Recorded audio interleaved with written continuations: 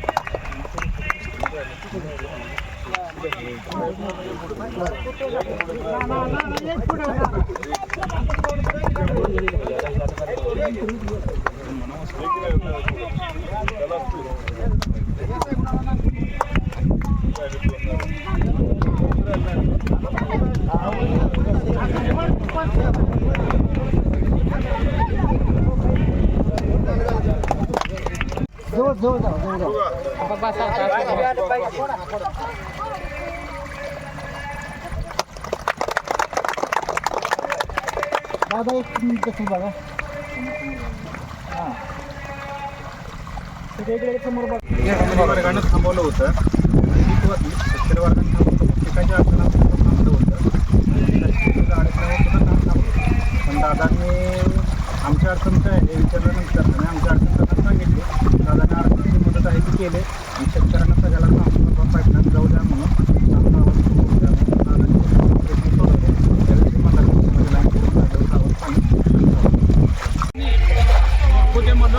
अत्यंत जनतेच्या जिव्हाळ्याचा प्रश्न या ठिकाणी आज लोकांच्या भावना सगळ्या समजून आज पाणी पुरण्याचा कार्यक्रम या ठिकाणी फार दिवस हा पाण्याबाबतीचा विषय अडचणीचा होत होता। कॉन्ट्रॅक्टरचं काम चालू होतं, काही कारणास्तव त्यांच्या काय पेमेंटच्या अडचणी असतील किंवा काय असतील की त्यांच्याकडून वारंवार जरा शासनाकडून पैसे मिळत नव्हते, त्यामुळे हे काम या ठिकाणी बरेच दिवस रेंगाळलेलं होतं। त्यानंतर परत वरकुटीमध्ये पंचक्रोशीतील आपल्याच गावचे सुपुत्र राष्ट्रवादी युवक काँग्रेसचे महाराष्ट्र प्रदेश अध्यक्ष माननीय श्री अभयसिंह दादा जगताप यांच्या नेतृत्वाखाली एक पाठीमागल्या 10 दिवसापूर्वी बैठक पार पडली। त्या बैठकीत त्या पाण्याच्या बाबतीत काय अडचण येते हा प्रश्न निर्माण झाला। त्यांना आम्ही सांगितलं बाबा कॉन्ट्रॅक्टरनं काम केलेलं आहे, परंतु काही त्यांच्या आर्थिक अडचणीमुळे काम थांबलेलं आहे। त्यांनी सगळ्यांच्या समोर सर्व सदस्यांच्या सगळ्यांच्या समोर तिने एक प्रश्न उपस्थित कॉन्ट्रॅक्टरला सांगितलं, तुम्हाला काय अडचण असेल त्या ठिकाणी मी मदत करायला तयार आहे, परंतु तुम्ही ही काम मला 8 दिवसात 10 दिवसात काम पूर्ण करून माझ्या गावासाठी पाणी तुम्ही आणून दाखवलं पाहिजे असं त्यांनी त्या कॉन्ट्रॅक्टरला सांगितलं। माननीय अडसूळ यांनी त्यांनी त्यांच्या शब्दाचा विचार करून दादा माझी आर्थिक अडचण तुम्ही सोडवा, मी तुम्हाला एक 10 दिवसात पाणी तुमच्या वरकुटी मनवडी पाण्याच्या टाकीजवळ आणून पोच करतो।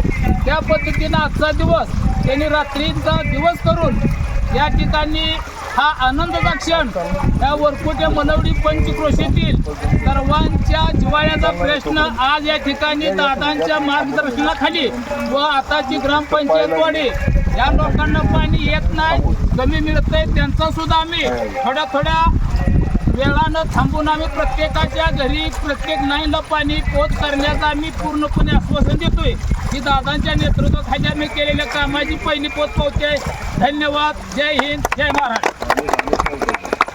की कोणतीही शासकीय योजना अपूर्ण राहण्याच्या पाठीमागचं कारण म्हणजे सगळ्यात मोठं निधीची कमतरता असते आणि जल जीवन मिशनचं आज मान तालुक्यामध्ये इतका बोजवारा उडालेला आहे की अनेक गावांच्या जल जीवन मिशनच्या योजना ह्या प्रलंबित आहेत, काही घोटाळ्यामध्ये अडकलेल्या आहेत। अशा परिस्थितीत सुद्धा तुम्ही वरकुटे गावची ही जल जीवन मिशन योजना तुम्ही तुमच्या खांद्यावर घेऊन पूर्ण केली।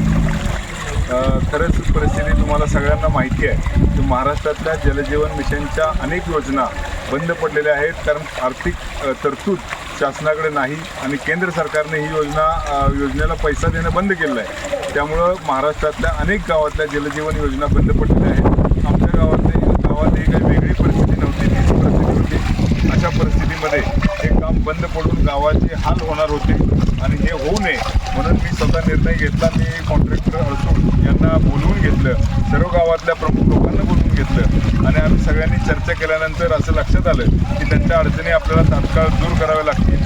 त्यांना पाईप आणण्यासाठी सुद्धा पैसे नव्हते, ते सगळे त्यांना आर्थिक मदत करून पाईप खरेदी केल्या आणि त्यांना टार्गेट दिलं होतं आम्ही की 15 दिवसाच्या आत आमच्या गावामध्ये पाणी पोचलं पाहिजे. आणि अडसूळचं मी धन्यवाद व्यक्त करतो की त्यांनी 15 दिवस दिलेल्या टायमिंगच्या अगोदर हे पाणी या ठिकाणी गावामध्ये पोहोचवलं. तर खरं तर या गावकऱ्यांचं आशीर्वाद जे मला या पाण्याच्या रूपाने लाभणार आहेत, त्यामुळंच मी एवढं मोठं काम या ठिकाणी उभा करू शकलो लोकांसाठी. या उन्हाळ्यामध्ये खऱ्या अर्थानं मोठ्या पाईपलाईनमधून जवळपास 6 इंची पाईपलाईन आहे. पूर्वीची पाईपलाईन ही 4 इंची होती आणि त्यातून येणारं पाणी गावाला पुरत नव्हतं. आता या 6 इंची पाईपलाईनमधून येणारं पाणी मोठ्या प्रमाणात असेल आणि गावाला इथून पुढं पाण्याची कमतरता हळूहळू कमी होत जाईल. म्हणजे पाण्याचा पुरवठा वाढेल आणि तुटवडा जो आहे तो कमी होईल अशी मला पूर्ण खात्री आहे. आणि येणाऱ्या काळामध्ये आम्ही सरपंच विलास खरात यांच्या नेतृत्वाखाली ही ग्रामपंचायत अधिक सक्षमपणे आणि चांगलं काम करून दाखवेल असा मी गावकऱ्यांना पूर्ण विश्वास देतो.